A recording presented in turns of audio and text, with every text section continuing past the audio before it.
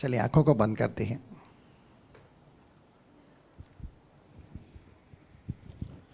हे महान सर्वशक्तिमान परमेश्वर, धन्यवाद करते हैं क्योंकि सत्य में जैसे गीत गाया गया कि कोई आदर के और महिमा के सिंहासन के योग्य नहीं है, सिर्फ तू है पिता। प्रभु यीशु मसीह के नाम से हम सब बातों में तुझे प्रतिष्ठा और महिमा देती हैं। सारी स्तुति, आराधना, धन्यवाद और जय के गीतों के तौर हम आपके नाम के प्रति अर्पित करते हैं। हमारे सारी बेटे आप स्वीकार करें पिता, और इन सब गवाहियों के द्वारा तेरे बच्चों ने, तेरी कलीसिया ने आज तुझे ही प्रतिष्ठा दी है, क्योंकि तू अपने बच्चों के लिए उनकी दुआओं को सुनकर आचार कर्मों को अंजाम देता है। और ये सारी चंगाइयाँ, ये सारे छुटकारे प्रभु, ये सब तेरी महिमा को प्रकट करते, तेरी अद्भुत आत्मा के सामर्थ को प्रकट करते हैं कि तू दुआओं को सुनता है और बड़े बड़े आचार कर्म करता है। हम इन सब बातों में तुझे महिमा देते हैं पिता, और ये सब गौरवशाली कार्य तेरी महिमा को ही प्रकट करते हैं। और धन्यवाद पिता, आज कलीसिया के मध्य में जिन भाइयों ने, बहनों ने तेरे राज्य की बराबर के लिए जो कुछ भी दिया, दशमांश, अर्पण और उठाने के बेटे, आप इन सब बेटों को स्वीकार करें, इन्हें पवित्र ठहराएं। और यीशु मसीह के पवित्र नाम से, जैसे शास्त्र में लिखा है कि यीशु मसीह हमारे लिए क्रूस पर लटक कर शापित बना, निर्धन बना, पाप बना, कि उसके पाप हो जाने से हमें धार्मिकता मिले, उसके शापित हो जाने से हमें अब्राहम की आशीष मिले, प्रत्येगाबद्ध आत्मा मिले, और उसके निर्धन हो जाने के द्वारा हमें धनाढ़ की आशीष मिले। तो पिता, आज मसीह तेरी दया, कृपा, तेरा अनुग्रह तेरे बच्चों के ऊपर, कलीसिया के ऊपर होने पाए, ताकि हर बात में, हर समय सब कुछ उनके पास बहुतायत से रहे और कोई कमी घटी न हो। सब निर्धनता के श्राप को, तंगी मंदी के श्राप को, कमजोरी बीमारी के श्राप को, जिसके लिए तूने हमें खुद पाप श्रापित बनकर हमें छुड़ा लिया है, तो पिता तेरे लोगों के जीवन से वो सारी बातें जाती रहे, सारी शापित अवस्था मिटे और सारे श्राप मिटने पाए, और जो कुछ भी पिता श्राप के जर है पिता, वह भी दूर होने पाए। लेकिन तेरे लोगों के जीवन में उस नई व्यवस्था के आधार पर, उस नई वाचा के आधार पर, तेरे लहू की गुणवत्ता के द्वारा प्रभु स्वर्ग की सारी आशीषें आए, और महिमा के धन के अनुसार जो मसीह में तेरे लोगों की आवश्यकता पूर्ण हो। और प्रभु सत्य में अब्राहम की आशीषें तेरे लोगों के जन्म में हो, कि प्रभु धन में, सोने में, चांदी में, ज़मीन जायदाद में, भेड़ बकरियों के अंदर, प्रभु हर एक बात के अंदर प्रभु तेरे लोग बने। और मेरे खुदा, इन सब का कुशल कल्याण हो। किसी के सिर पर रत्ती भर भी कर्जा न हो, ब्याज बट्टा न हो, भारा न हो, लेकिन दुआ पिता मसीह के नाम से तेरी महिमा के लिए तेरे लोगों के जीवन में सारी आवश्यकताएं पूर्ण हो। और पिता, दुआ करते हैं आज की प्रभु भोज की पवित्र विधि के लिए, रोटी को आप आशीषित करें, पवित्र करें, दाखरस को भी आप आशीषित करें, पवित्र करें। और पिता, आज विधि का वितरण करने के लिए, विधि का विस्तार करने के लिए भी आप अपने दास के ऊपर अनुग्रह करें। बोलने वाला वो न, लेकिन तेरी आत्मा इस मुख के द्वारा बातें करे। और प्रभु तेरा अनुग्रह तेरे दास के लिए पर्याप्त हो, और उसकी निर्बलता में तेरी सामर्थ सिद्ध हो। सब बातों में हम तुझे महिमा देती, हम घटें और आप बढ़ें, प्रभु यीशु मसीह के पवित्र नाम से, आमीन। चलिए, सारी महिमा हम परमेश्वर के नाम को देते हैं। सबको पता है कि हम सब प्रभु भोज की पवित्र विधि के अंदर हैं, और गए 2 सप्ताहों से, यानी 2 प्रभु भोज की विधियों के अंदर हमने थोड़ा बहुत शादी के विषय में सीखा था। याद है सबको? ठीक है। और गए सप्ताह हमने जो सीखा था कि एक बंदा शादी के अंदर बुलाया गया, लेकिन वो शादी के वस्त्र पहने हुए नहीं था, और राजा ने उसे पूछा था कि हे मित्र, तू शादी का जोड़ा पहने बगैर अंदर कैसे आ गया? उसके पास कोई जवाब नहीं था, इसीलिए उसे उठाकर ऐसी जगह पर भेजा गया जहाँ दांतों का पीसना और रोना था। ठीक है, उस बात को अंदर देखा। लेकिन आज हम इसे थोड़ा और भी विस्तारित रीति से देखने को जा रहे हैं, क्योंकि वो पार्ट अधूरा रह गया, लेकिन आज उस पार्ट को हम पूरा करने जा रहे हैं। तो एक बार फिर आप सबका विवाह के स्थल पर बहुत बहुत स्वागत है। सबको इनविटेशन है, सबके पास वेडिंग कार्ड है, सबको बुलाया गया है। ठीक है, और आपके माध्यम से परमेश्वर औरों को भी बुलाना चाहता है कि शादी के अंदर शरीक हो और खाए पिए और आनंद मनाए। और शादी में क्या होता है? यहूदी जाति के अनुसार इस्राएल देश के अंदर शादी में क्या होता है? लास्ट टाइम हमने देखा था, क्या घट गया था? दाखरस घट गया। इसका मतलब दाखरस होता है। दाखरस का मतलब हम जो यहाँ पर लेने जा रहे हैं वो क्या है? दाखरस है। ठीक है, अर्थात इसे सिंबॉलिकली हम तो दाखरस के तौर पर कहते हैं, लेकिन है क्या? प्रभु यीशु मसीह का बहाया गया खून, जो हमारे पापों की क्षमा और प्रायश्चित के लिए बहाया गया है। तो वहाँ दाखरस पक्का होता है। और जब कभी शादी होती है तो वहाँ क्या होता है? खाना तो पक्का होता है। दूसरे शब्दों में कहें रोटी, तो यहाँ पर क्या है? रोटी है, जो जीवन की रोटी कहलाती है, अर्थात यीशु मसीह की देह है। ठीक है, तो हम यीशु मसीह की देह को यीशु मसीह के रोटी के तौर ही खाने को जा रहे हैं विश्वास के साथ, और दाखरस को हम विश्वास के साथ मसीह यीशु के लहू के रूप में नहीं कहूँगा ऐसा, हम यीशु के लहू को जानकर, लहू ही समझकर हम इसे पीने जा रहे हैं। अगर हम विश्वास से खाते हैं पीते हैं तो क्या होते हैं? हम उसके अंदर सहभागिता लेते हैं। लेकिन ये अधिकार किसे मिलता है? खाने और पीने का अधिकार किसे मिलता है? जिन्होंने बपतिस्मा लिया है, जिन्होंने नया जन्म पाया है। चलिए आज कुछ और बातों को हम देखने जा रहे हैं। इसी दृष्टांत को हम लूका की पुस्तक में देखने जा रहे हैं। लूका की पुस्तक 14 अध्याय, लूका की पुस्तक 14 अध्याय 15 से लेके हम 24 तक पढ़ते हैं। बुलाए हुए तो बहुत हैं लेकिन चुने हुए थोड़े हैं। ठीक है, आगे। उसके साथ भोजन करने वालों में से एक ने ये बातें सुनकर उससे कहा, धन्य है वह जो परमेश्वर के राज्य में रोटी खाएगा। धन्य है वह जो परमेश्वर के राज्य में रोटी खाएगा। आप कहाँ पर रोटी खा रहे हैं? जीवन की रोटी खा रहे हैं। ठीक है, स्वर्ग के अंदर जीवन ही जीवन है। तो आप किसके राज्य में हैं? बाइबल का सबसे पहला शब्द जो यूहन्ना बपतिस्मा दाता ने भी कहा, यीशु मसीह ने कहा, अन्य प्रेरितों अर्थात पौलुस और पतरस ने भी पहला शब्द कहा कि मन फिराओ, पश्चाताप करो क्योंकि स्वर्ग का राज्य निकट आया। तो आप कहाँ पर हैं? आप परमेश्वर के राज्य में। क्या सच में परमेश्वर का राज्य हमारे मध्य है? वचन तो ऐसा ही कहता है। ठीक है, हम परमेश्वर के राज्य के मध्य में, यानी हमारे मध्य में परमेश्वर का राज्य है। और वहां लिखा है, क्या ही धन्य है वह मनुष्य जो परमेश्वर के राज्य में क्या खाए? रोटी खाए। तो आप क्या हैं? आप धन्य हैं। बोलो मैं धन्य हूं, परमेश्वर के राज्य में हूं और रोटी भी खा रहा हूं। भाई बोले ना, बोलो मैं धन्य हूं क्योंकि मैं परमेश्वर के राज्य में हूं और रोटी भी खा रहा हूं। चलो ठीक है, आपका पेट तो भर गया करके, बाकी हमारा पेट भरना बाकी है। चलिए, मैं पहले ही खा के आया हूं। चलिए आगे चलते हैं। उसने उससे कहा, किसी मनुष्य ने बड़ी जेवनार की। किसी मनुष्य ने, यहाँ मनुष्य के बारे में लिखा गया है, लेकिन पिछले सप्ताह के अंदर हमने जो पढ़ा था करके 22 अध्याय के अंदर मत्ती की पुस्तक के अंदर, वहाँ हमने पढ़ा कि एक राजा अपने पुत्र का विवाह करता और एक बहुत बड़ी पार्टी रखता है। यहाँ लिखा है बड़ी जेवनार। बड़ी जेवनार का मतलब है बहुत बड़ी पार्टी, यानी रॉयल पार्टी। ठीक है, बहुत बड़ी पार्टी रखी और बहुतों को बुलाया। बहुत सारे लोगों को बुलाया गया।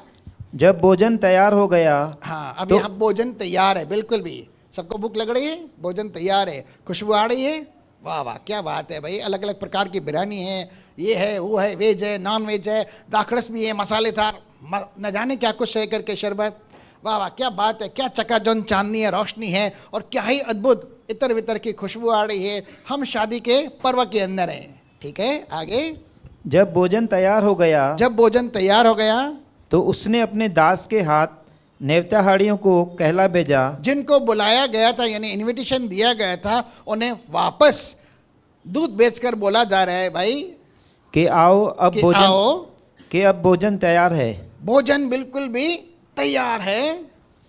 पर वे सब के सब क्षमा मांगने लगे। अब क्या करें भाई, सबको पहले से ही इनविटेशन दिया गया है, और इनविटेशन देने के बाद फिर उन्हें दूध भेजा जा रहा है, भाई आओ। अब ये राजा की पुत्र की शादी हो रही है, वापस बुलाया जा रहा है, भाई आओ, क्योंकि अब तो कोई आया नहीं था। शाम के 6 बज गए थे, सूरज ढल रहा था और धीरे धीरे रात ढलते जा रही थी, यानी धीरे धीरे रात हो रही थी, अंधेरा हो रहा था। अब जब राजा देख रहा है कि शादी के अंदर कोई आया ही नहीं है, बिना मेहमानों की शादी कैसे हो? अगर कहीं पर कोई शादी हो और वहाँ पर कोई खाने पीने के लिए मेहमान ना आए तो बुरा लगता है ना। आशीष सर ने सही कहा, बुरा लगता है। ठीक है, बुरा लगता है। किसको बुरा लगेगा? राजा को लगेगा करके, भाई जिसने सबको इनवाइट किया है, जिसके पुत्र की शादी, उसे बुरा लगेगा। अरे भाई मैंने सबको इनविटेशन दिया, कुछ इनविटेशन के लिए बोला नहीं क्या? आप अपने फैमिली के साथ आओ या नहीं आओ, सिर्फ आप अकेले आओ या 2 आओ या 4 आओ, ऐसा कुछ कहा था क्या? वो भी बेचारा कंफ्यूजन के अंदर आ गया कि मैंने किसको किसको बुलाया, लेकिन कोई आ नहीं रहा है। लेकिन यहाँ क्या लगा, सब लोग क्षमा मांगने लगे, सॉरी बोलने लगे। आगे। पहले ने उससे कहा, मैंने खेत मोल लिया है। मैंने खेत मोल लिया है। अब एक दूत को रिप्लाई दे रहा है, और अवश्य है कि उसे देखूं। हाँ, मैं तुझसे विनती करता हूँ, मुझे क्षमा कर दो। मुझे क्षमा कर। I am not able to come, इसका मतलब है मैं नहीं आ सकता, मुझे क्षमा करो। ठीक है भाई, दूत उसे छोड़कर चला गया, फिर दूसरे के पास गया। दूसरे ने कहा, मैंने 5 जोड़े बैल मोल लिए हैं 5 जोड़े बैल लिए हैं। और उन्हें परखने जाता हूँ। हाँ, मैं तुझसे विनती करता हूँ, मुझे क्षमा कर दो। मुझे क्षमा कर दे। सही तो बोल रहा है बेचारा, मुझे क्षमा कर दे। आगे। एक और ने कहा, मैंने ब्याह किया है। अरे वाह, शादी, यहाँ राजा के पुत्र की शादी हो रही, यहाँ खुद ब्याह कर रहे हैं, बड़ी बात है। इसीलिए मैं नहीं आ सकता। अब मैं इसलिए नहीं आ सकता। ठीक है।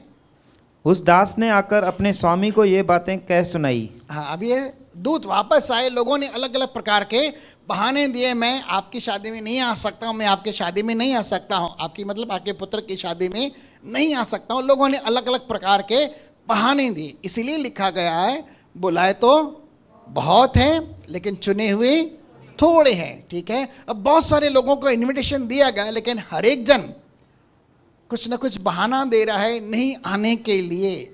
आज दुनिया के हर एक देश के अंदर, लगभग दुनिया के अंदर 200 देश हैं, सिवाय चंद देशों के गॉस्पेल काफ़ी सारी जगह के ऊपर प्रसारित किया गया है कि यीशु मसीह परमेश्वर का पुत्र है, जो मरे और जीवितों का न्याय करने वाला है और शीघ्र बादलों पर आने वाला है। यही उद्धारकर्ता मसीहा है। अगर आप उसके नाम पर विश्वास करते हो तो परमेश्वर आपको क्षमा करने के लिए तैयार है और आपको स्वर्ग का राज्य देने के लिए तैयार है और आपके साथ निवास करने के लिए तैयार है। अगर आप उसके नाम पर विश्वास करते हो तो पूरे दुनिया के 200 देशों के अंदर लगभग प्रचार किया गया है यीशु मसीह के बारे में। लेकिन कुछ लोगों ने अपनाया, लेकिन कुछ लोगों ने उनका विरोध भी किया और कुछ लोग बहाना देने लगे। ठीक है, मैं उन देशों के बारे में नहीं जाना, लेकिन काफ़ी सारे लोगों ने विरोध भी किया, उस यानी सुसमाचार को स्वीकार नहीं किया। दुनिया के अंदर हम ऐसे एग्जाम्पल अक्सर देखते हैं करके, मानो बुधन को न था, लोग सुनते नहीं। हमने कई बार उनके लिए प्रार्थना की है, कई बार उनके जिनमें लोग परमेश्वर ने आश्चर्यकर्म भी की हैं और कई बार परमेश्वर ने उन्हें मौका दिया, सुसमाचार सुनाया गया है, लेकिन फिर भी लोग अपने मन की जड़ता अर्थात कठोरता के कारण न तो सुनते हैं, न मानते हैं, न उसके पीछे हो लेते हैं और मन नहीं पड़ाते हैं। ठीक है। अब ये लोग भी बहाना दे रहे हैं, कोई खेत का, कोई व्यापार का, कोई किसका। दुनिया के पास बहुत सारे बहाने हैं यीशु मसीह को स्वीकार न करने के विषय में, सुसमाचार के ऊपर हामी न बनने के विषय में। आगे। उस दास ने आकर अपने स्वामी को ये बातें कह सुनाई।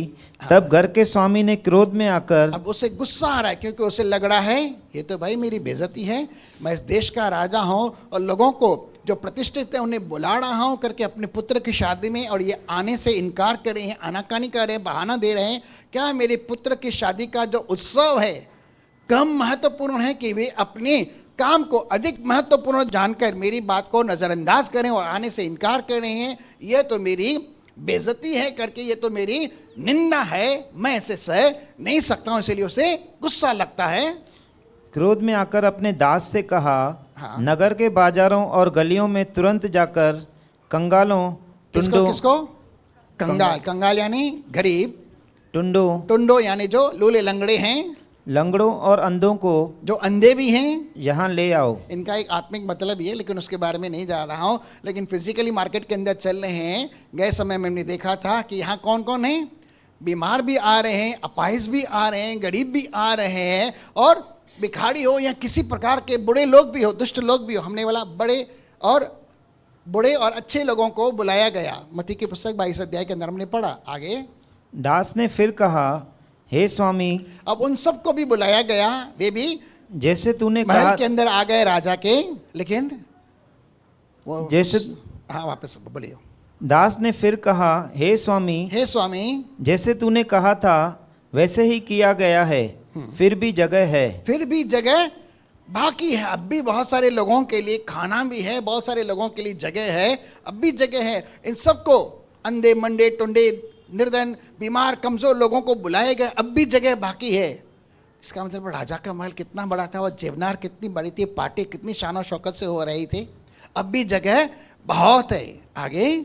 स्वामी ने दास से कहा, सड़कों पर और बारों की ओर जाकर अलग अलग जगह पर, हर एक चौराहे पे जाओ, हर एक जगह पर जाओ, रस्तों पर जाओ, गली कूचे में जाओ, लोगों को बरबस ले ही लोगों आ को बरबस यानी जबरदस्ती उठाकर ले आओ, ठीक है, पकड़कर ले आओ करके।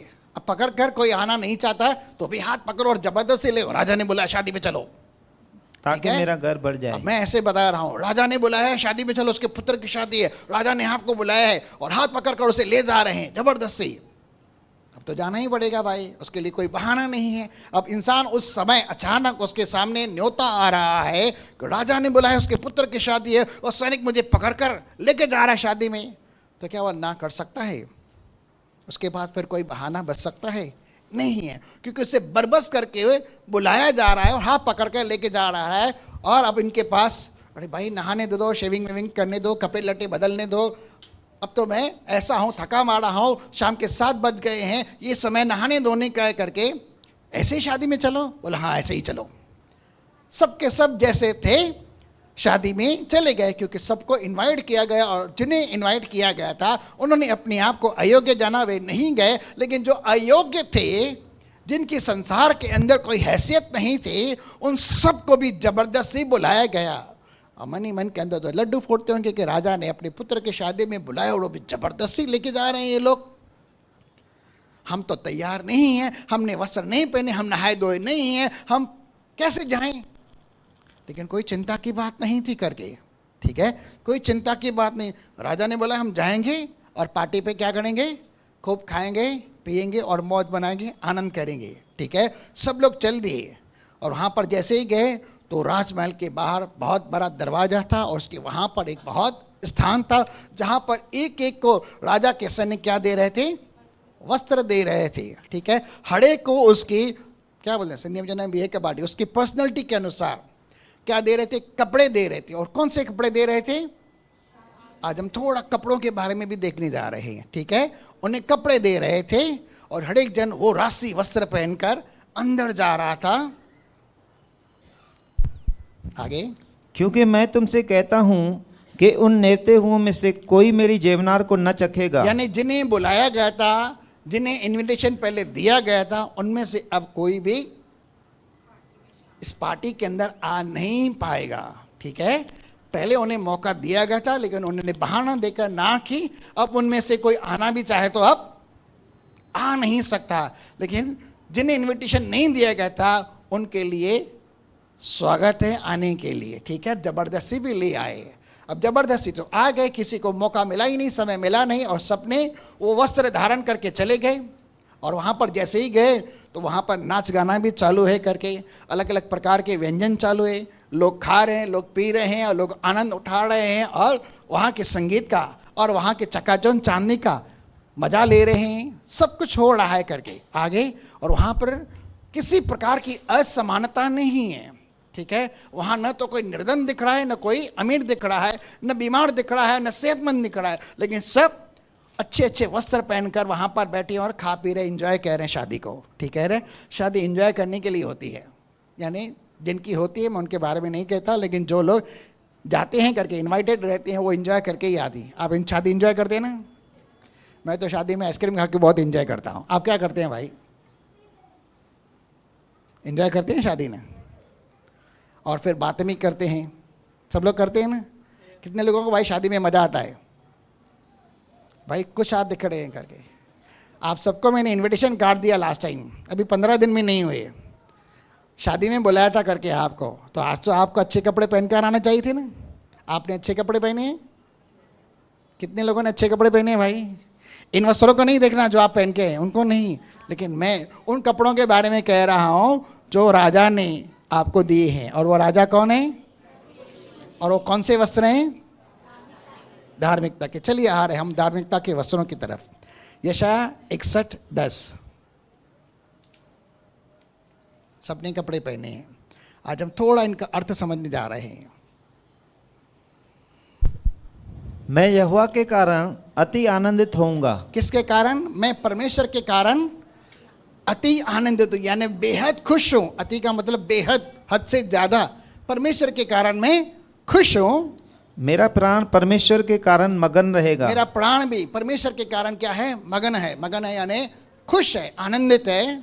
क्योंकि उसने मुझे उद्धार के वस्त्र पहनाए। ध्यान देना एक शब्द के ऊपर, क्योंकि उसने, किसने?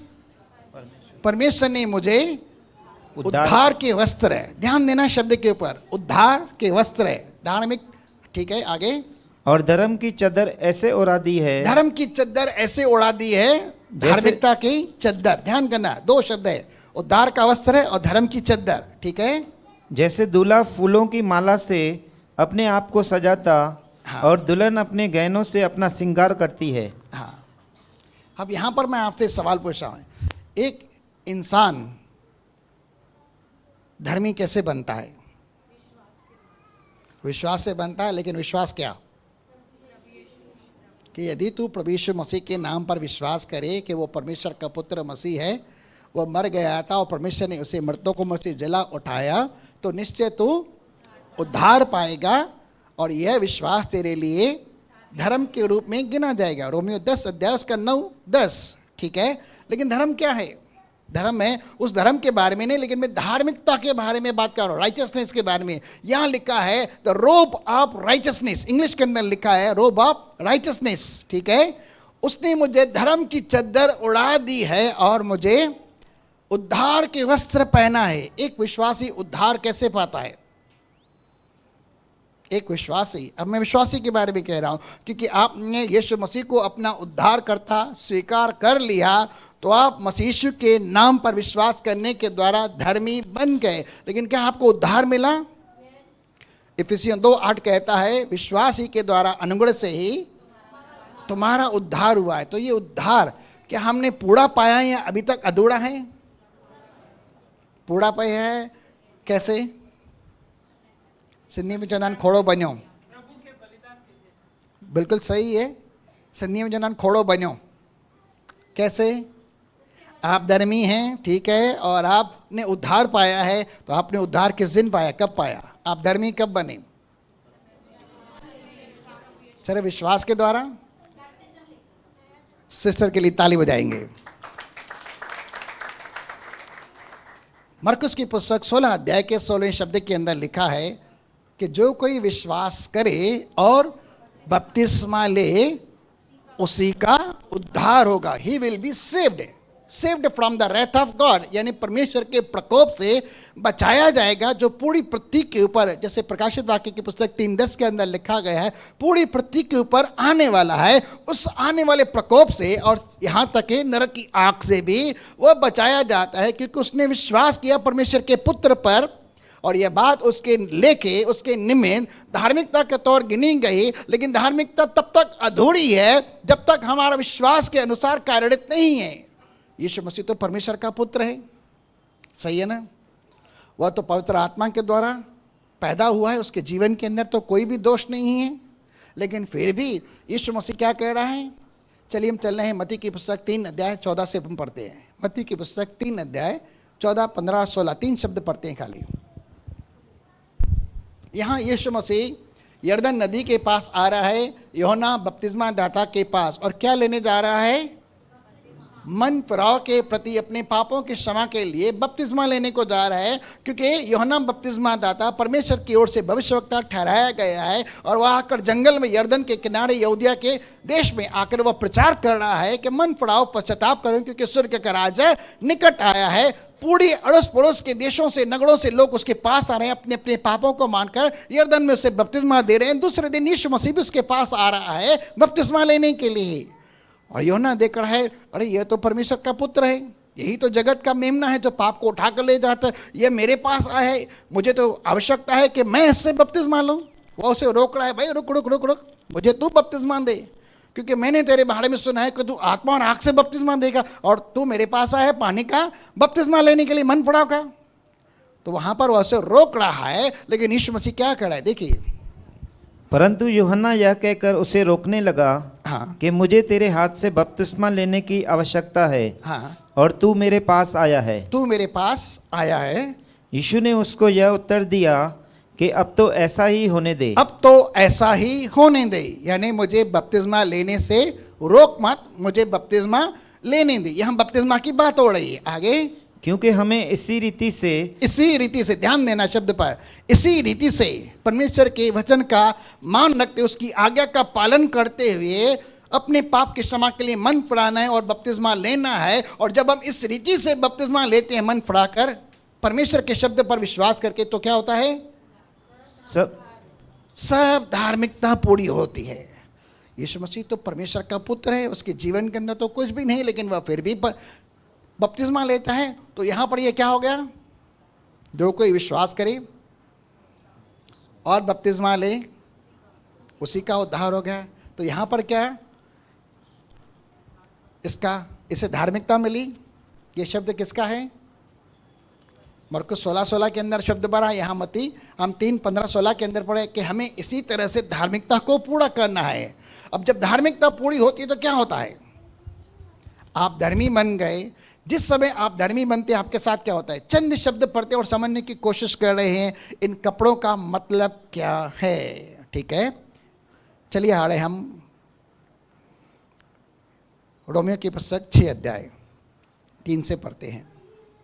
रोमियो 6 अध्याय। क्या तुम नहीं जानते कि हम जितनों ने मसीह यीशु का बपतिस्मा लिया, हम जितनों ने यीशु मसीह के नाम पर विश्वास करके बपतिस्मा लिया, तो उसकी मृत्यु का बपतिस्मा लिया। उसकी मृत्यु का बपतिस्मा लिया। इसका मतलब है कि यीशु मसीह किसके लिए मरा? आपके लिए, मेरे लिए। वह पाप बना, सूली पर चढ़ा और हमारे पाप के लिए उसने प्रायश्चित के लिए न केवल खून बहाया है, लेकिन हमारे पाप की सजा को मौत के तौर अपने गले लगाई और वह मर गया। वह मर गया तो विश्वास के द्वारा सब उसके अंदर मर गए, और जो मर गए वह पाप से छूट गए। बाइबल में लिखा है इसी के अंदर 6 अध्याय के अंदर, जो मर गए। इसका मतलब है जो विश्वास करता है कि मैं मसीह के साथ, मसीह की देह के साथ, जब वह मर रहा था मैं मर गया, विश्वास करता है और उसे दफनाया जाता है। आगे बढ़ते हैं। क्या तुम नहीं जानते कि हम जितनों ने मसीह में बपतिस्मा लिया है, उसकी मृत्यु का बपतिस्मा लिया? वह मर गया था तो कब्र के अंदर दफनाया गया था। आगे, सो उस मृत्यु का बपतिस्मा पाने से हम उसके साथ गाड़े गए। हम उसके साथ भी मर गए और उसी के साथ विश्वास से गाड़े भी गए। जिस दिन आप बपतिस्मा लेते हैं तो आप गाड़े जाते हैं पानी के अंदर, और वो पानी एक प्रकार की जैसे कब्र होती है। आगे, ताकि जैसे मसीह पिता की महिमा के द्वारा, यीशु मसीह कब्र में से तीसरे दिन मुर्दों में से जी उठा, वैसे ही हम विश्वास करते हैं। और हमने परसों भी पास्टर सुभाष गायकवाड़ जी के द्वारा सुना कि हमें जीवित आशा के लिए नया जन्म दिया गया है। ठीक है, यह हमारे लिए जीवित आशा है। आगे, मरे हुओं में से जिलाया गया। जैसे यीशु मसीह तीसरे दिन मृतकों में से जिलाया गया, वैसे ही हम भी नए जीवन की सी चाल चले। वैसे ही हम भी जब उसकी मृत्यु की समानता में जुट जाते हैं और क्रूस पर मर जाते हैं और दफनाए जाते हैं कब्र के अंदर बपतिस्मा लेके, हम जैसे ही बाहर निकलते हैं तो क्या होता है? क्या होता है भाई? क्या आप धार्मिक गिने जाते हैं? क्या आप बचाए जाते हैं? क्या आपके पाप क्षमा हो जाते हैं? चलिए आगे चलते हैं। क्योंकि यदि हम उसकी मृत्यु की समानता में उसके साथ जुट गए हैं, तो निश्चय उसके जी उठने की समानता में भी जुट जाएंगे। आगे, क्योंकि हम जानते हैं कि हमारा पुराना मनुष्य उसके साथ क्रूस पर चढ़ाया गया, ताकि पाप का शरीर व्यर्थ हो जाए, ताकि हम आगे को पाप के दास्तों में न रहे। क्योंकि जो मर गया वह पाप से छूटकर धर्मी ठहरा। अब क्या ठहरा? कब धर्मी ठहरते हैं आप? जब पाप के लिए मरते हैं और पाप के लिए मरकर मृत्यु की समानता में यीशु मसीह के बपतिस्मा लेते हैं, तब क्या होता है? यहाँ पर स्पष्ट रीति से वो बात कर रहा है, धर्मी हम तब ठहरते हैं। यीशु मसीह का एग्जाम्पल है और यहाँ पर बपतिस्मे की बात आती है। पौलुस रोमियो की पुस्तक में कह रहा है। चलिए एक और एग्जाम्पल के अंदर चल रहे हैं करके, हम कपड़ों के बारे में सीख रहे हैं। जो पाप के लिए मर गया वह छूटकर धर्मी ठहरा। तो वहाँ पर क्या होता है? हमें धार्मिकता मिलती। धार्मिकता विश्वास से मिलती है, लेकिन हमारा उद्धार अधूरा होता है जब तक हम बपतिस्मा नहीं लेते। ठीक है, आगे चलते हैं। 2 कुरिन्थियों 5 अध्याय 1 से लेके 5 तक पढ़ते हैं। 2 कुरिन्थियों 5 अध्याय 1 से 5। क्योंकि हम जानते हैं कि जब हमारा पृथ्वी पर का डेरा सड़ी का घर गिराया जाएगा, यानी हमारा शरीर, तो हमें परमेश्वर की ओर से स्वर्ग पर एक ऐसा भवन मिलेगा। स्वर्ग में एक ऐसा भवन मिलेगा। यहाँ किसके बारे में बात हो रही है? इस शरीर के बारे में बात हो रही है जो मिट्टी का है, परसों भी हमने सीखा है। लेकिन स्वर्ग के अंदर हमें एक ऐसा घर मिलेगा जो महिमामय होगा, जिसके हम पाने के लिए बहुत ही इच्छुक हैं कि वो महिमा की देह हमें मिले। ठीक है, जो हाथों से बना हुआ घर नहीं, हाँ, परंतु चिरस्थायी है। हाँ, इसमें तो हम कराहते और बड़ी लालसा इस रखते शरीर के हैं। अंदर हम क्या आते हैं, कराहते हैं, क्योंकि ये दुख और पीड़ाओं का, बीमारियों का, कमजोरियों का घर है कि अपने स्वर्ग घर को पहन ले। लेकिन हम क्या कहते हैं, हम स्वर्ग के घर को पहनना चाहते हैं। आगे, कि इसके पहनने से हम नंगे न पाए जाएं। ध्यान देना, क्या कर रहे हैं हम पहन रहे हैं, क्या पहन रहे हैं, हम क्या पहन रहे हैं, अभी उसको भी मैं समझाने जा रहा हूं। हम पहन क्या रहे, जिस समय हम बपतिस्मा ले रहे हैं क्या पहन रहे हैं। आगे, इसे पहनने से हम नंगे न पाए जाएं और हम इस डेरे में रहते हुए, इस शरीर के अंदर रहते हुए बोझ से दबे कराते रहते हैं। जैसे ऐसा लगता है हमारे सर के ऊपर कोई बोझ है, क्योंकि हम उतारना नहीं, हम इसे उतारना नहीं। कोई मरना पसंद नहीं करता, मट्टी के अंदर जाना चाहती नहीं, लेकिन मजबूरी है, क्योंकि पाप की सजा मौत है। लेकिन मसीह यीशु में परमेश्वर का वरदान अनंत जीवन है। आगे, हम इसे उतारना चाहते नहीं, वरन और पहनना चाहते हैं। हम क्या करना चाहते हैं, हम पहनना चाहते हैं। आप क्या पहन रहे हैं, ध्यान देना। मैं बपतिस्मा की सिर्फ एक बात को समझा रहा हूं। चलिए आ रहे हैं गलातियों की पुस्तक 3 अध्याय के अंदर, गलातियों 3 अध्याय 26 और 27। मैं पहनने के बारे में बात कर रहा हूं,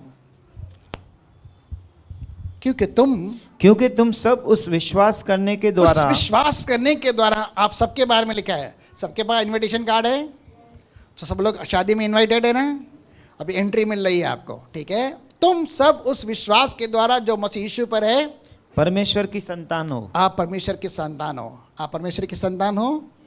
ओके, विश्वास के द्वारा। आगे, और तुम में से जितनों ने मसीह में बपतिस्मा लिया है, तुम में से जितनों ने मसीह यीशु में बपतिस्मा लिया हुआ है, उन्होंने मसीह को पहन लिया है। किसको पहना है, किसको पहना है। अब आपके जीवन के अंदर कौन दिखाई देता है, आप वो धार्मिकता, मसीह यीशु धर्मी है, पवित्र है, महिमामय है, तेजोमय है, आप उसको पहन लेते हैं। तो आपके अंदर, अब समझने की कोशिश करते हैं जकरिया की पुस्तक 3 अध्याय। ठीक है, मैंने बपतिस्मा के बारे में समझाया। जब तक नहीं लिखते हमारा विश्वास अधूरा है, हमारा उद्धार अधूरा है। ठीक है, हमारी धार्मिकता अधूरी है। जब हम बपतिस्मा लेते हैं हमारे लिए सब कुछ पूरा हो जाता है, और यीशु मसीह ने भी लिया है और यही कहता है हमें इसी तरह से धार्मिकता को पूरा करना है। ठीक है, लेकिन आज उन भाई बहनों के लिए जिन्होंने नहीं लिया, फटाफट नाम लिखाइए, नया जन्म ले लीजिए, क्योंकि उसके बगैर आप एंट्री नहीं कर सकते। शादी के अंदर इनविटेशन रहेगा ना, नहीं कर पाएंगे। आगे, जकरिया 3:4 से पढ़ते हैं वापिस। तब दूत ने उनसे जो सामने खड़े थे कहा, इसके ये मैले वस्त्र उतारो। इसके ये मैले वस्त्र उतारो। अब ये मैं वस्त्रों के बारे में कह रहा हूँ। हम मैले वस्त्र उतारना चाहते नहीं हैं। ठीक है, इसके लिए मैंने आपको कहा आपके वस्त्रों से कोई मतलब नहीं, आप क्या कुछ भी पहने, अच्छे हैं, बुरे हैं, धुले हुए हैं, नहीं धुले, से कोई मतलब नहीं है, क्योंकि आपको इन्हीं कपड़ों को, आपके इन्हीं कपड़ों के साथ साथ आपके पुराने शरीर के ऊपर ही एक नया मनुष्यत्व, अर्थात मसीह जो महिमा का परमेश्वर है, वो अपनी धार्मिकता पवित्रता के कपड़े पहनाता है, जो पवित्रता के वस्त्र हैं, धार्मिकता के वस्त्र हैं। आप मसीह को पहन लेते हैं, लेकिन कब, जब आप बपतिस्मा लेते हैं आप मसीह को पहन लेते हैं, और जब मसीह को पहन लेते हैं तो आप दिखाई नहीं देते।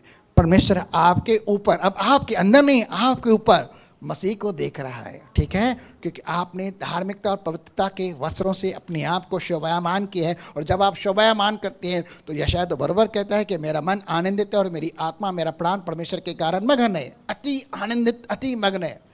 काश हम जब बपतिस्मा लेते हैं हमें ऐसी खुशी जाहिर हो, हम कर सकें। आगे, फिर उसने उससे कहा, देख मैंने तेरा अधर्म दूर किया है, मैंने तेरा पाप माफ किया और तेरे पुराने मैले कुचले फटे कपड़े निकाले हैं, और मैं तुझे सुंदर वस्त्र पहना देता हूं। सुंदर वस्त्र है। ठीक है, क्या ये जो वस्त्र हमें मिल रहे हैं सुंदर है? यीशु मसीह सुंदर है। हम गीत गाते हैं ना, कौन सा गीत गाते हैं? यीशु सुंदर है। कौन सा गीत गाते हैं भाई, सबको पता है ना? ठीक है, आगे।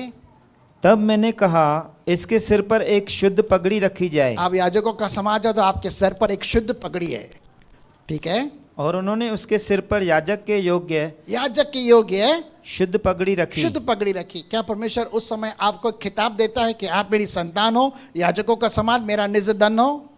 बिल्कुल भी दे देता है भाई, ठीक है। और क्या आप परमेश्वर के घर के सदस्य बन जाते हैं, उसके मीरास के अंदर हकवासा रखते हैं, अधिकार रखते हैं? परसों हम गा रहा था, हक है मुझे, हक है मुझे। हाँ, हक है मुझे, परसों गीत गा रहे थे, सही है। हमें हक है, ये अधिकार हमें मसीह यीशु के द्वारा मिला है, क्योंकि हम विश्वास करते हैं कि वो परमेश्वर का पुत्र है, और यीशु मसीह वह अधिकार हमें देता है कि हम उसके हे अब्बा, हे पिता कहकर पुकारें। ये परसों का ही शब्द है, ध्यान देना। आगे, और उसको वस्त्र पहनाए। क्या पहनाए? कौन से वस्त्र पहनाए? आगे, उस समय यहोवा का दूत के पास खड़ा रहा। हाँ। तब यहोवा के दूत ने यहोशू को चिताकर कहा, हाँ। सेनाओं का यहोवा तुझसे यूं कहता है। बस अब यहाँ पर नहीं चलते हैं। अभी सबने कपड़े पहन लिए, जिन्होंने बपतिस्मा नहीं लिया भाई आप ले लो, तो फटाफट आप भी कपड़े पहन जाओगे, फिर दिखाई नहीं देगा आप क्या हो। आप यीशु मसीह के समान बन जाओगे परमेश्वर के घर के अंदर। क्या एक जोरदार ताली दें? चलिए अब चल रहे हैं हम एक और जगह पर। प्रकाशित वाक्य की पुस्तक 19 अध्याय, प्रकाशित वाक्य 19 अध्याय 7, 8 और 9 3 शब्द पढ़ते हैं। आओ हम आनंदित और मगन हो। क्या आप सब खुश हैं? इस पर्व के अंदर आए हैं, शादी के उत्सव में आए हैं, खाना खाने के लिए, दाखरस पीने के लिए, सब खुश हैं? पड़ोसी को हाथ मिलाकर बोल सकते हैं मैं खुश हूँ।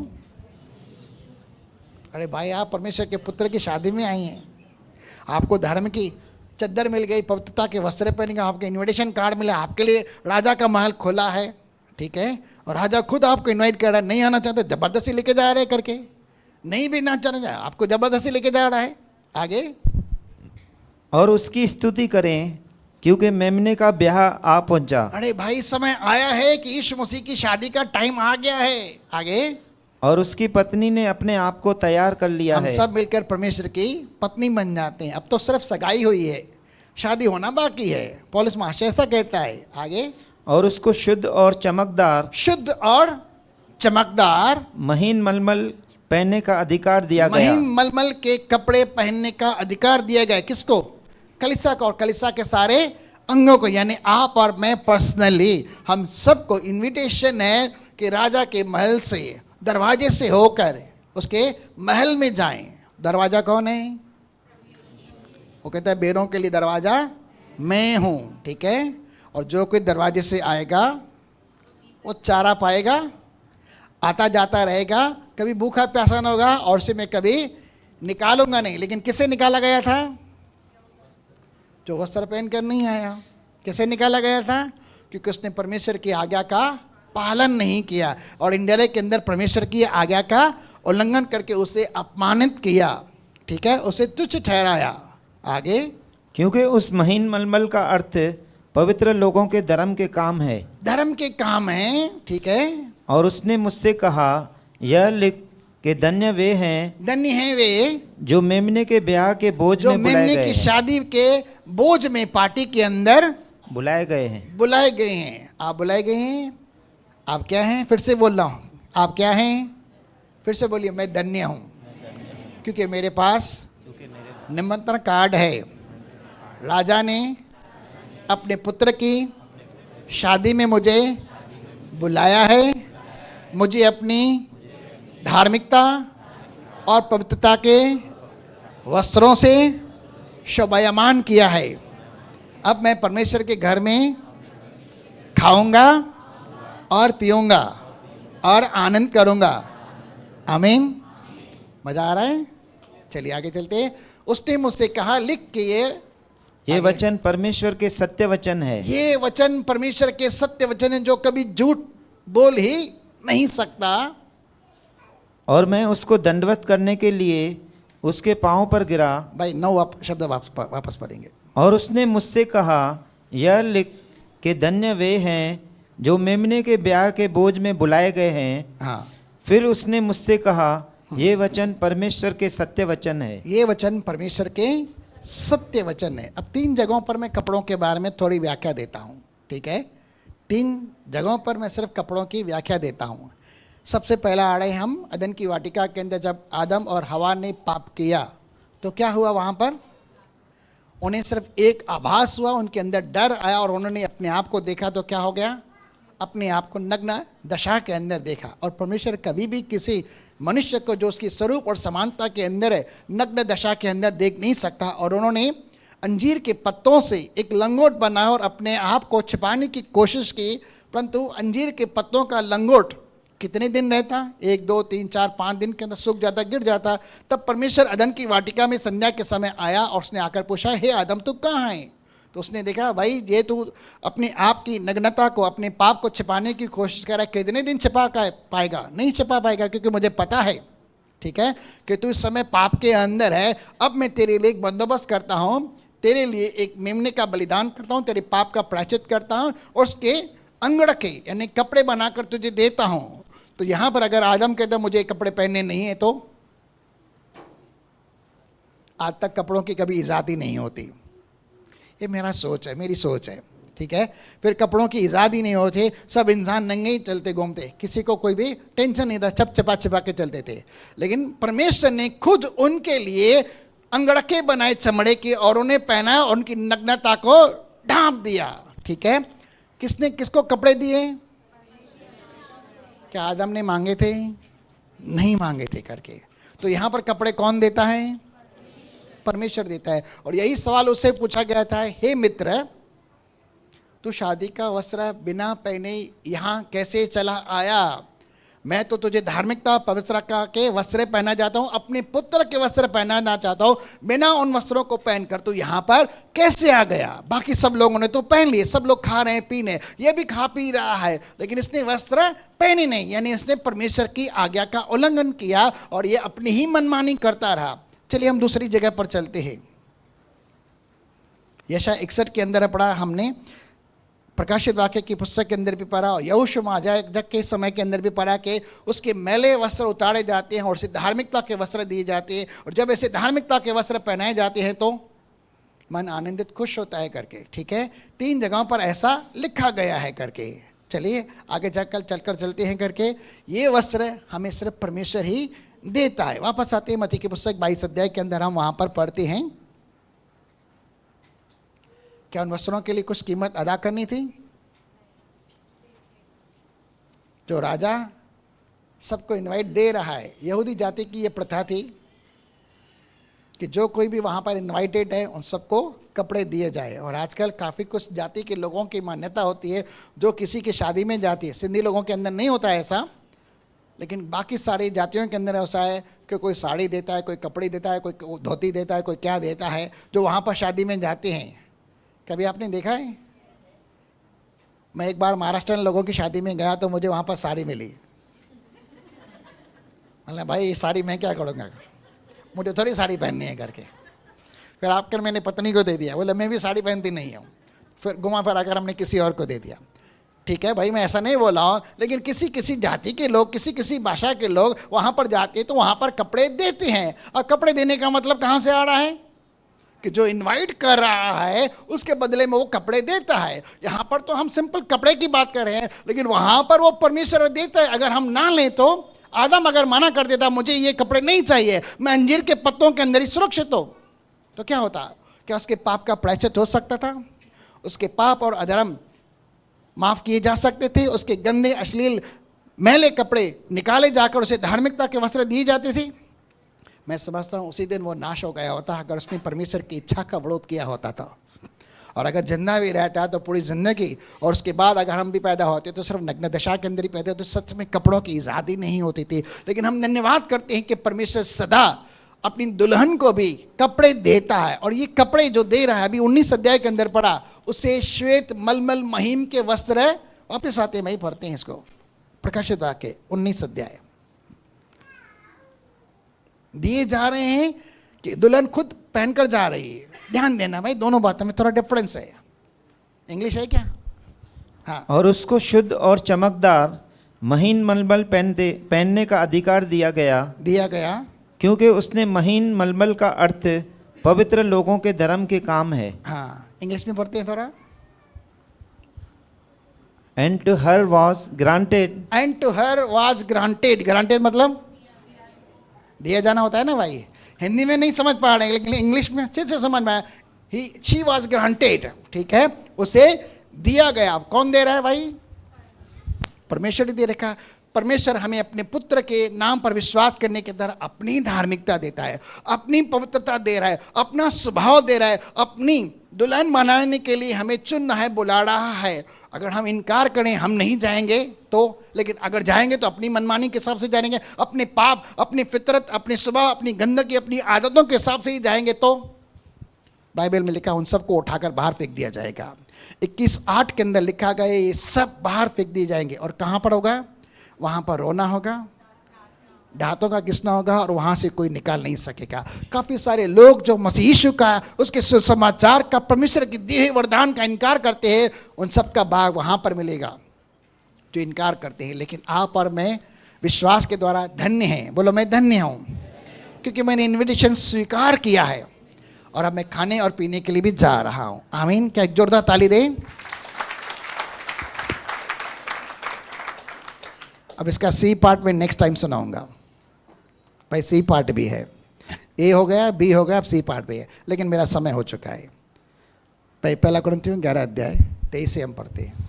क्योंकि यह बात मुझे प्रभु से पहुंची, हाँ, और मैंने तुम्हें भी पहुंचा दी, हाँ, कि प्रभु यीशु ने जिस रात वह पकड़वाया गया, रोटी ली और धन्यवाद करके उसे तोड़ी और कहा कि यह मेरी देह है जो तुम्हारे लिए है, मेरे सिमरन के लिए यही किया करो। इसी रीति से उसने ब्यारी के पीछे कटोरा भी लिया और कहा, यह कटोरा मेरे लहू में नई वाचा है, जब कभी पियो तो मेरे सिमरन के लिए यही किया करो। क्योंकि जब कभी तुम यह रोटी खाते और इस कटोरे में से पीते हो तो प्रभु की मृत्यु को जब तक वह न आए प्रचार करते हो। इसीलिए जो कोई अनुचित रीति से प्रभु की रोटी खाए या उसके कटोरे में से पिए, वह प्रभु की देह और लहू का अपराधी ठहरेगा। तीनों शादी के पर्वों के अंदर आप देखेंगे तो वहाँ दाखरस भी है और वहाँ पर रोटी भी है, ठीक है, और वहाँ पर पर्व भी है, और हम तीनों बातों को प्रभु भोज की विधि के तौर पर मनाते हैं, ठीक है। आगे चलते हैं। इसीलिए मनुष्य अपने आप को जांच ले, हाँ, और इसी रीति से इस रोटी में से खाए। अपने आप को जांच ले, क्या मैं परमेश्वर के अभिप्राय और परमेश्वर के उद्देश्य को मान रहा हूँ? बाइबल में लिखा, फरीसी, शास्त्री और सदूकी, उन्होंने यूहन्ना बपतिस्मा दाता से बपतिस्मा न लेकर परमेश्वर के उद्देश्य को, अभिप्राय को नष्ट कर दिया। उसके उद्देश्य को उन्होंने पूरा नहीं किया। अब परमेश्वर का उद्देश्य है, वो आपको धर्मी बनाना चाहता है, वो आपको पवित्र बनाना चाहता है और आपको स्वर्ग के स्थानों की आशीष देना चाहता है। लेकिन अगर हम नहीं जाते तो हम परमेश्वर का विरोध कर रहे हैं, तो हम क्या हैं? फिर 3:17 यूहन्ना के अंदर पढ़ेंगे तो वहाँ लिखा है वो दोषी ही है। जो पढ़ें, चलिए हम पढ़ते करके भाई 1 मिनट के लिए वापस आते हैं। यूहन्ना 3:16 भी पढ़ेंगे, 17 भी पढ़ते हैं। परमेश्वर ने जगत से, क्योंकि परमेश्वर ने जगत से ऐसा प्रेम रखा। परमेश्वर सबसे प्रेम करता है। जगत में एक ऐसा कोई बंदा नहीं है जिससे वो प्रेम ना करता, वो सबसे प्यार करता है। इसलिए तो वो आपको और मुझको मित्र कहता है कि उसने अपना इकलौता पुत्र दे दिया, ताकि जो कोई उस पर विश्वास करे, हाँ, वह नाश न हो, हाँ, परंतु अनंत जीवन पाए। हाँ, परमेश्वर ने अपने पुत्र को जगत में इसीलिए नहीं भेजा कि जगत पर दंड की आज्ञा दे, हाँ, परंतु इसीलिए कि जगत उसके द्वारा उद्धार पाए। जगत उसके द्वारा, उसके नाम पर विश्वास करके अपने पापों की क्षमा पाए और उसे उद्धार मिले, और परमेश्वर उसे उद्धार के वस्त्र, पवित्रता के वस्त्र, धार्मिकता के वस्त्र पहनाए। परमेश्वर सबको उसकी नग्नता को ढांपना चाहता है। प्रकाशित वाक्य की पुस्तक के अंदर जब हम गए समय में पास्टर स्वाद जी के द्वारा एक शब्द सुनने जा रहे हैं कि तू अंधा है, तू नंगा है, तू तुच्छ है, तू कंगाल है। वहाँ पर लिखा है तू मुझसे सुरमा मोल ले ले, मुझसे धार्मिकता के वस्त्र मोल ले ले। तो वहाँ पर धार्मिकता देता कौन है भाई? ये अंधापन दूर करता कौन है? खुद परमेश्वर करता है भाई। पढ़ के देखना प्रकाशित वाक्य की पुस्तक के अंदर गए समय में हमने सीखा था करके। अगर हम कल तक हम तुच्छ थे, लेकिन आज हम परमेश्वर की नज़रों में अनमोल और प्रतिष्ठित हैं, याजकों का समाज है, राज पदधारी हैं, परमेश्वर की निज प्रजा है, निज धन है। ठीक है, अब हम वैल्यूलेस नहीं है, तुच्छ नहीं है, लेकिन हमारी कुछ हैसियत है। ठीक है, कल तक हम अंधे थे, नहीं देख पा रहे थे, लेकिन आज परमेश्वर ने हमें ज्ञान प्रकाशन की आत्मा देकर हमारे बुद्धि की आंखों को खोल दिया है। कल तक हम गरीब थे, पाप के कारण गुलाम थे, लेकिन अब हम गुलामी के बंधनों से आजाद थे और हमें स्वतंत्र किया गया। अब हम परमेश्वर के स्वतंत्र इच्छा से सेवक बने हुए हैं। ठीक है, और अब क्या है, हम क्या हम नंगे हैं? नहीं, परमेश्वर ने हमारी नग्नता को देखा और हमें अपने पुत्र के कपड़े पहनाए। अब हम नंगे नहीं हैं, हमें ढांपा गया है। एक शब्द वापस पढ़ते हैं भाई, क्षमा करना, मती की भजन संहिता की पुस्तक 32 अध्याय, 1 और 2 शब्द पढ़ते हैं। सिंपल 1 और 2 शब्द है, इंग्लिश भी पढ़ते हैं, हिंदी भी पढ़ते हैं। लास्ट एंड फाइनल वर्ड है, क्या ही धन्य है वह, क्या ही धन्य है वह इंसान जिसका अपराध क्षमा किया गया, जिसके पाप माफ किए गए। पहले क्षमा मिलती है पापों की, आगे और जिसका पाप डापा गया हो। क्या हो गया? जिसका पाप कौन डापता है? अब क्या परमेश्वर आपको पापी करके देखता है? इंग्लिश में लिखा कवर। ठीक है, उसके पापों के ऊपर कवर चारा जाए। ठीक है, क्या ही धन्य है वह मनुष्य। पुराने जमाने के दौरान जब हम स्कूल में जाते तो हमारे पास एक नोटबुक या किताब रहती थी और हमारे टीचर्स कहते भाई इसको कवर करके आना। तो हम बाजार में जाकर खाकी कलर का, ब्राउन कलर का एक पेपर लेते थे और उसे अच्छे से काट कूट के उसे फोल्ड करते थे और कवर करके टीचर को दिखाते थे, हमारी नोटबुक देखिए, हमारा बुक देखिए कैसे कवर्ड है। वैसे ही हमने भी मसीह को पहनकर अपने आप को, अपनी नग्नता को, अपने पुराने मनुष्यत्व को जिसे हम छोड़ना नहीं चाहते, उसके अंदर डुबाकर कवर कर दिया है। वी आर कवर्ड नाउ, हम ढांपे गए हैं क्योंकि हमने मसीह की धार्मिकता को पूरा किया है। आमीन। क्या ही धन्य है वह मनुष्य जिसके अधर्म का यहोवा लेखा न ले और जिसकी आत्मा में कपट न हो। वापस एक में ही आएंगे भाई। क्या ही धन्य है वह जिसका अपराध क्षमा किया गया, पहले तो माफी मिली, और जिसका पाप डापा गया हो, जिसके पाप को कवर किया गया। क्या आपके पाप कवर किए गए हैं? कि अभी परमेश्वर आपको जब देखता है तो आपको पाप को देखता है। एक बार एक कलीसिया के अंदर गया था तो वहां पर पास्टर ऐसे बात कर, तुझ में एक गटी है। मैंने भाई क्या भाई गटी है? उसने ऐसा उंगली उठाकर कहा, तुझ में एक बात की गटी है। बोले अब क्या गटी है भाई? अब तो परमेश्वर की आत्मा हमारे अंदर है करके, अब क्या गटी है? पहले तो नहीं थी, अब तो है। अब क्या गटी है? अब शरीर प्राण आत्मा परिपूर्ण है, अब क्या गटी है? अब तो हम परिपूर्ण हैं। ठीक है ना? है क्या कोई गटी? अगर आज की तारीख में कोई उंगली उठाए तो बोलो नहीं भाई, मैं तो परमेश्वर की परिपूर्णता के द्वारा परिपूर्ण हूं, मुझ में अब कोई घटी नहीं है। आमीन। चलिए आगे। क्या ही धन्य है वह मनुष्य जिसके पाप ढांपे गए और उसके पापों को कवर किया गया, उसकी नग्नता को ढांपा गया। आप और मैं धन्य इसलिए मेमने के ब्याह में शामिल है। चलिए इस समय हम खाते हैं पीते हैं। वापस आएंगे पहला कुरिन्थियों के अध्याय के अंदर। क्योंकि जो खाते पीते समय प्रभु की देह को न पहचाने, वह इस खाने और पीने से अपने ऊपर दंड लाता है। आप रोटी खा रहे हैं परमेश्वर के राज्य में, आप पार्टी में हैं, क्योंकि हमारा फसह भी अर्थात मसीह यीशु बलिदान हुआ है। तो आओ हम पर्व के अंदर आनंद मनाएं। पहला कुरिन्थियों 5 अध्याय उसका 6 और 7 वचन कहता है, पौलुस महाशय कह रहा है, आओ पर्व में हम आनंद मनाएं। इसी कारण तुम में से बहुत से निर्बल और रोगी हैं और बहुत से सो भी गए। यदि हम अपने आप में जांचते तो दंड न पाते। हाँ। परंतु प्रभु हमें दंड देकर हमारी ताड़ना करता है, इसीलिए कि हम संसार के साथ दोषी न ठहरे। इसीलिए है मेरे भाइयों, जब तुम खाने के लिए इकट्ठे होते हो तो एक दूसरे के लिए ठहरा करो। सबके लिए खाना है, सबके लिए दाखड़स है। हाँ। यदि कोई भूखा हो तो अपने घर में खा ले, जिससे तुम्हारा इकट्ठा होना दंड का कारण न हो। तो घर पे जाके क्या खाएंगे भाई? जब यीशु मसीह ने 5 रोटी 2 मछलियों को तोड़ा तो 5000 से अधिक लोगों ने खाया था। उसके बाद भी 12 टुकड़े, लेकिन लोगों ने दबा दबा के खाया, दबा दबा के खाया। क्यों? खाना मजेदार था। जब खाना मजेदार था तो उंगलियां भी चाटते हैं। ठीक है ना? आगे। और शेष बातों को मैं आकर ठीक कर दूंगा। हाँ, ओके। चलिए, जिन भाइयों और बहनों ने सत्य में धार्मिकता के वस्त्र पहने हैं, उद्धार की चद्दर पहने हैं, वे ही सिर्फ अपने पैरों पर खड़े होंगे और आपके पास जीवन की रोटी आएगी। अर्थात मसीह यीशु की देह, और आपके पास मसीह यीशु का खून आएगा अर्थात दाखरस।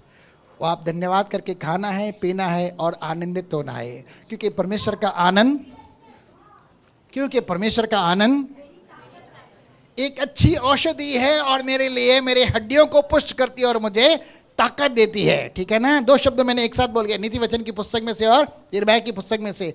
परमेश्वर का आनंद मेरी ताकत है और परमेश्वर का आनंद एक औषधि है जो मेरे हड्डियों को पुष्ट करता है। जो लोग आत्मा में आनंदित है और जो लोग शरीर में आनंदित, अपने मन में आनंदित है, उनके शरीर के अंदर हड्डियों की बीमारी नहीं होती, वो हृष्ट पुष्ट होते हैं, कभी कमजोर नहीं पड़ते। आमीन। चलिए, धन्यवाद करके खाना है, धन्यवाद करके पीना है, जैसे दोनों हो जाए फिर बैठना है। जो उन्होंने अब तक बपतिस्मा नहीं लिया, कृपया आप बैठे रहेंगे, आप न खाएंगे न पिएंगे। तेरा लहू साफ करता है, तेरा लहू जीवन देता है, तेरा लहू साफ करता है, तेरा लहू जीवन देता है, तेरा लहू मेरे लिए मेरे पाप को लेता है, धोता है, करता है मुझे बेगुनाह।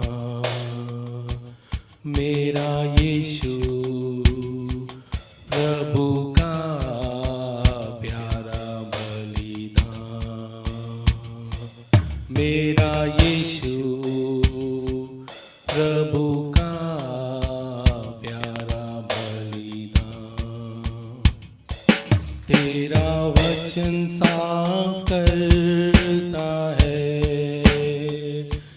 तेरा वचन जीवन देता है, तेरा वचन साफ करता है,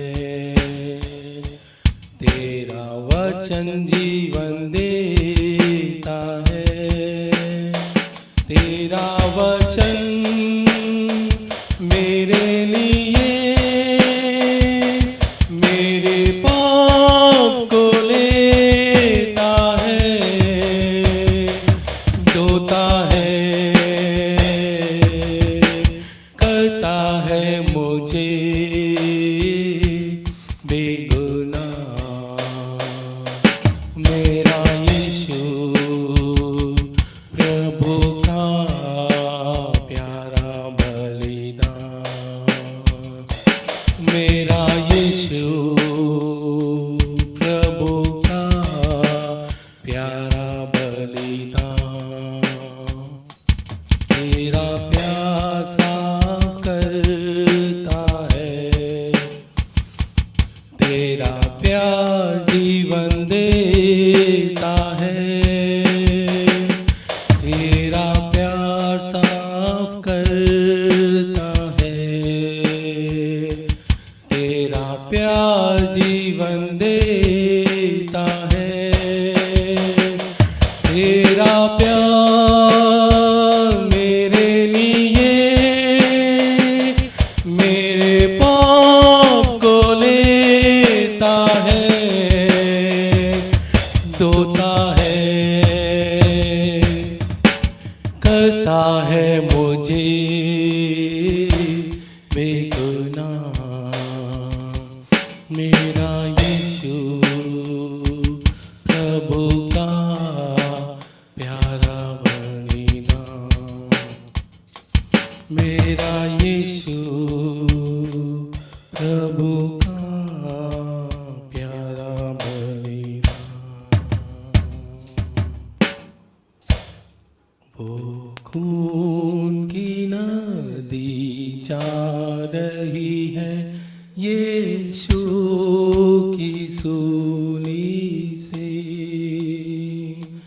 और जो कोई उसमें नहाएगा जरूर साफ होएगा।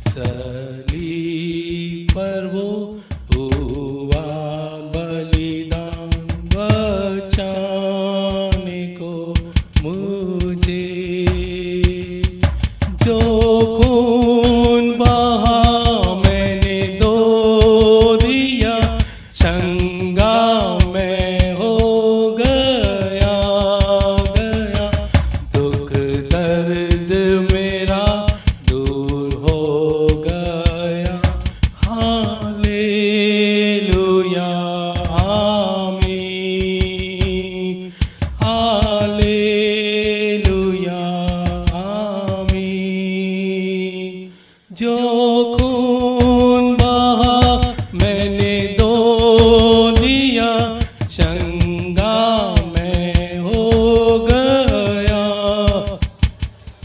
दुख दर्द मेरा दूर हो गया। हालेलुया आमीन, हालेलुया आमीन।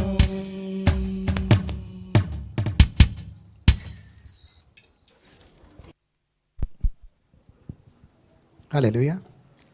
क्या सबने रोटी में से खाया और दाखरस में से पिया? अगर किसी के पास रोटी या दाखरस दोनों में से एक चीज़ नहीं पहुँचे तो आप अपना हाथ उठा सकते हैं, आपके पास पहुँचाई जाएगी। जैसे परमेश्वर ने हमें धार्मिकता के वस्त्र दिए, वैसे ही आपके पास रोटी और दाखरस पहुँचाया जाएगा, दिए जाएंगे। सबने खाया पिया? ठीक है। अब उन भाइयों और बहनों के लिए जिन्होंने अब तक नया जन्म नहीं पाया अर्थात बपतिस्मा नहीं लिया, अगर आप उद्धार पाना चाहते हैं, परमेश्वर की धार्मिकता को पूरा करना चाहते हैं, परमेश्वर के राज्य के अंदर प्रवेश करना चाहते हैं, तो यीशु मसीह ने कहा जब तक तुम नए सिरे से न जन्मो अर्थात जल और आत्मा से, न तो तुम उसे देख सकते हो न उसके अंदर प्रवेश कर सकते हो। यानी यह नया जन्म हमारे लिए एक इन्विटेशन कार्ड है प्रवेश करने के लिए और देखने के लिए भी। आप धन्य हैं कि आपको इनविटेशन कार्ड मिला है, आप इनवाइटेड हैं, लेकिन आप देर करते हैं और अब नहीं जा सकते, दरवाज़ा बंद हो गया, तो मुझ पे दोष मत देना, ठीक है।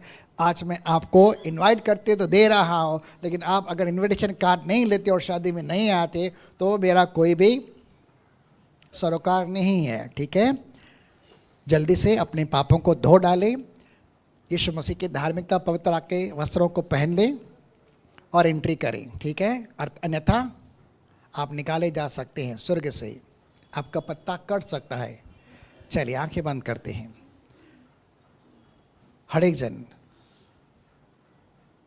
अपने सर के ऊपर अपना राइट हैंड रखेगा और मेरे साथ ये 5 मिनट की दुआ करेगा हर एक जन,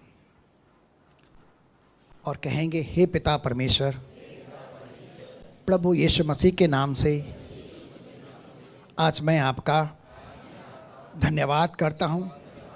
मैं तो पापी था और अपने पापों के कारण अपना जीवन बर्बादी की ओर ले जा रहा था, और संसार के ईश्वर ने मुझे गुलाम बनाकर रखा था और मुझसे महिमा के वस्त्र तक चोरी करके मुझे निर्वस्त्र कर दिया। परंतु हे पिता, तूने मुझ पर दया कृपा की, न केवल मेरे सारे पाप गुनाह माफ़ किए, आपके पुत्र प्रभु यीशु मसीह के लहू में धोकर मुझे धर्मी और पवित्र किया, और अपने मुझे धार्मिकता के और पवित्रता के वस्त्रों से शोभायमान करके मेरी नग्नता को ढांप दिया।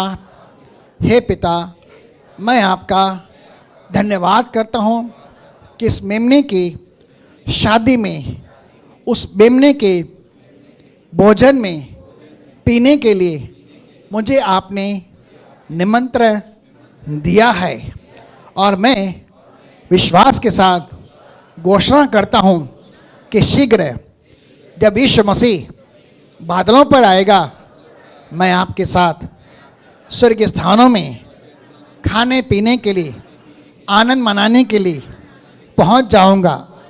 आपने मेरा नाम जीवन की पुस्तक में लिखा है, आपको छोड़ और कोई नहीं जो मिटा सके। मैं आपका धन्यवाद करता हूँ। हे प्रभु, आज मैंने शब्द सुना कि तेरा आनंद एक ताकत है। आज उस आनंद से मुझे आशीष कर, मेरी आत्मा भी आनंदित हो, मेरा मन भी मगन हो, और तेरा आनंद मेरी हड्डियों के लिए एक ऐसी औषधि बने कि मेरी हड्डियां भी पुष्ट रहें। सारी हड्डियों की बीमारी मुझे छोड़कर जाती रहे, क्योंकि आज मैंने प्रभु यीशु तेरे वाचा के उस लहू को पिया है और तेरे देह में सहभागिता रखी है। अब मेरे जीवन में शैतान का कोई, पाप का कोई सरोकार नहीं, क्योंकि आपने मुझे माफ़ किए। मैं सब कमज़ोरी को, सब बीमारी को मेरे शरीर से, मेरे मन से जाने की आज्ञा देता हूँ। सारी कमज़ोरी मुझे छोड़कर जाती रहे, सब बीमारी मुझे छोड़कर जाती रहे। यीशु मसीह के लहू में मुझे क्षमा और छुटकारा मिला है। अब मैं आज़ाद हूँ, क्योंकि परमेश्वर ने मुझे अपनी भली और पवित्र आत्मा के सामर्थ्य से भरा है, और यह मेरी ताकत है। और इस ताकत को पाकर मैं समर्थशील हूँ, और वो सब कुछ कर सकता हूँ जो मैं नहीं कर सकता था। हे पिता, आपका धन्यवाद कि यीशु मसीह के कोड़े खाने से मेरा तन और मन अब चंगा है। मुझ में कोई घटी नहीं, क्योंकि आपने अपनी परिपूर्णता से अपनी आत्मा देकर मुझे परिपूर्ण कर दिया है। धन्यवाद। स्वास्थ्य में, शांति में, आनंद में, बल में, सामर्थ में, जीवन में, पुनरुत्थान में अब मैं परिपूर्ण हूँ। मैं अपने देह को, जो आत्मा का मंदिर है, आशीषित करता हूँ कि यह देह हमेशा हृष्ट पुष्ट रहे, भली चंगी रहे, कोई कमजोरी, कोई बीमारी इस शरीर को छूने न पाए। यीशु मसीह के पवित्र नाम में प्रभु अपने लहू की सामर्थ के द्वारा मेरे देह और प्राण की रक्षा करें, और अपनी आत्मा का सामर्थ देकर मुझे शक्तिशाली बनाए, मुझे विजयी बनाए।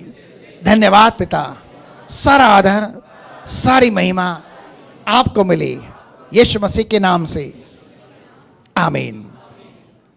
अब पिता परमेश्वर का प्रेम, प्रभु यीशु मसीह का अनुग्रह और पवित्र आत्मा की सहभागिता अब से लेकर सर्वदा तक, जब तक मसीह यीशु बादलों पर आए, हम तमाम भाइयों और बहनों के संग बनी रहे और बढ़ती रहे। सारे भाई बहन बोलेंगे, बोल प्रभु यीशु मसीह की। परमेश्वर आप सबको आशीष करे, अनुग्रह शांति से भरे। भाई लोग भाइयों से हाथ मिलाकर, बहनें बहनों से हाथ मिलाकर प्रेज़ द लॉर्ड करेंगे। आप सब इन्वाइटेड हैं, सबके लिए प्रार्थना की गई है। क्या आप और प्रार्थना करने की ज़रूरत है? सबने अपने सर पर हाथ रखकर दुआ की है, ठीक है? बोलो मैं भला चंगा हूँ, क्योंकि परमेश्वर ने मुझे चंगा किया है। आमीन। प्रभु आप सबको आशीष करे, अनुग्रह शांति से भरे।